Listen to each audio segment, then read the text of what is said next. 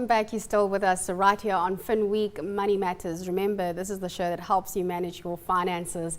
South Africa has potentially one of the world's largest untapped shale gas reserves, with an estimated 390 trillion cubic feet stored in the Karoo. Some analysts estimate that around 10% of this gas could be extracted, which could provide us with a supply for decades of power generation.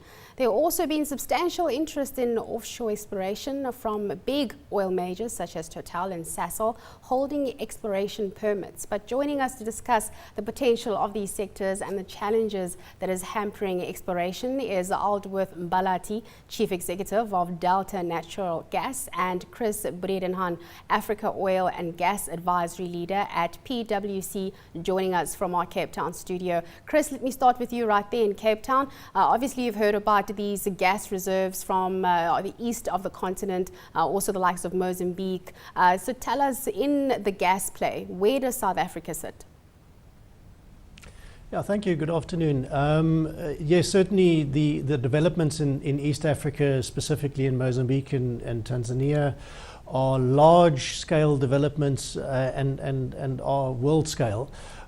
In South Africa, as you mentioned in the introduction as well, there's the potential of both onshore and offshore development as well.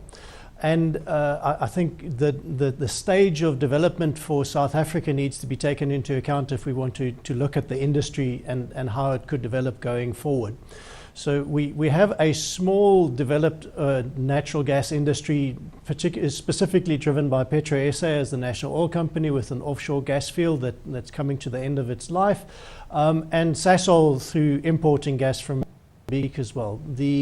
The potential of this industry developing, I think, hinges around some offshore developments that the majors are interested in developing, as well as the shale gas opportunity. And I know that there's always talk about the size of the shale gas opportunity in South Africa, and it's been rated down a little bit from initially about 485 TCF to 390, and the estimate of 10% I think has come into various discussions as well. The size of it relative to our needs, I think, is important and to consider. And I think what I'm trying to say is that even a fraction of the 390 or even a 1 to 10 TCF reserve base that could be extracted would make a difference in the energy mix in South Africa. Mm-hmm. So certainly there's both upstream, offshore and onshore potential for the country. Let me bring you into this conversation, Aldworth, because we know that you're a player in this particular sector. This industry of ours in South Africa is still very much growing, but the Department of Energy has certain things in place they call the Gas Utilization Master Plan. How is that going? Are you finding that these measures, these regulatory mechanisms are helping the industry? Well, certainly. I mean, our government has woken up to the fact that in order to achieve the objectives that they have set for themselves in terms of creating more jobs, in terms of making sure that South Africa is sustainable, they are trying to find great mechanisms in terms of coming up with legislation or frameworks that empower the nation. So the Gas Utilization Master Plan, which is yet to be brought out to the public, sets to achieve and create an enabling environment for players like ourselves to participate in an environment which is conducive. So we believe it is something that we're looking forward to. Chris, let me come back to you. Earlier on, you spoke about South Africa possibly being an importer of gas there. Just give us some reference around that. How would this work? And in terms of us having the correct infrastructure in place, what are we doing in order to become a real player here? Yes,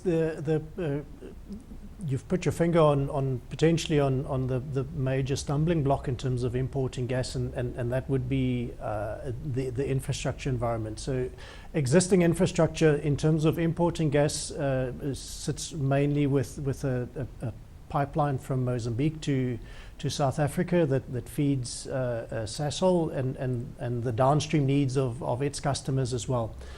we are embarking on a process at the moment around the gas to power industry in South Africa, and that initiative under the Department of Energy's Independent Power Producers Program is really built around the importation of natural gas into South Africa. The request for information that the department has issued also talks about compressed natural gas and other sources, both domestic and imported gas.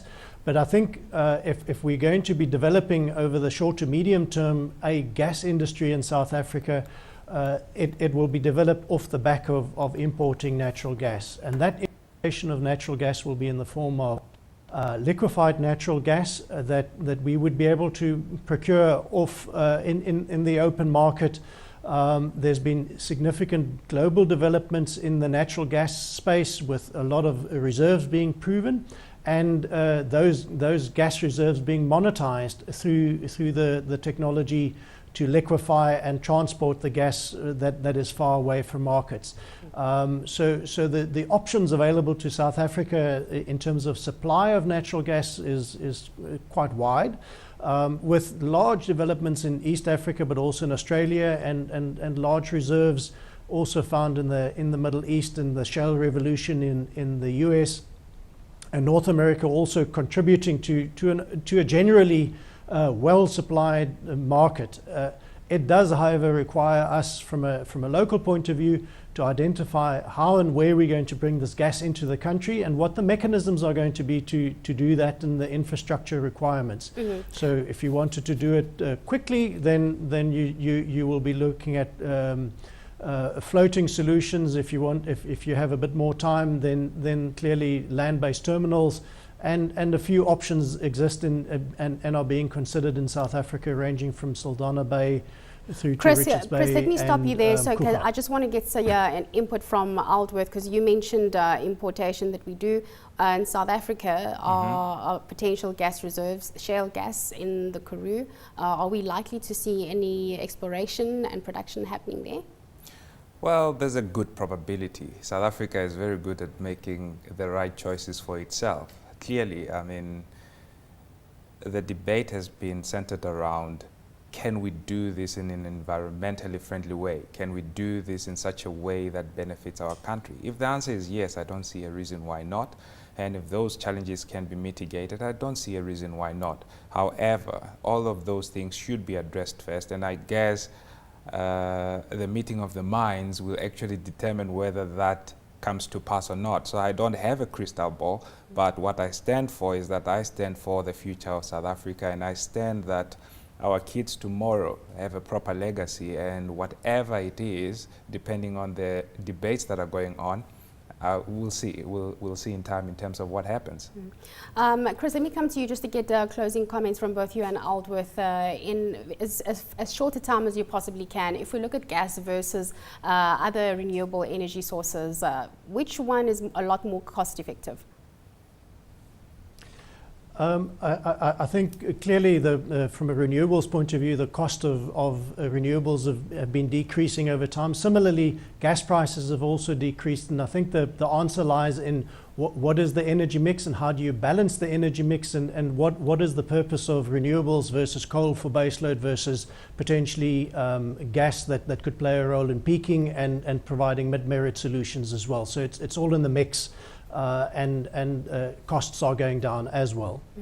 Aldworth, just closing comments from you when it comes to the energy mix and the role of gas there. I believe gas beats everything hands down. Reason being, one, it is one of the forms of energy that you can deploy rapidly, and South Africa cannot afford not to have an energy solution that allows us to maintain our credit rating, that allows to keep us jobs in play, that allows us to make sure that we have more power into the grid in order to power economic growth. So you cannot, the losses that you endure from that are just too grave to give any other technology more priority. So I advocate for gas. Gentlemen, thank you so much for joining us. Of course, Chris in Cape Town and Aldworth right here in our Johannesburg studios in Sandton. Well, that's it for this week's edition of Finweek Money Matters. Remember that you can go get yourself a copy of this magazine. It is available at your nearest store, but also available online. Until next week, have a fantastic weekend.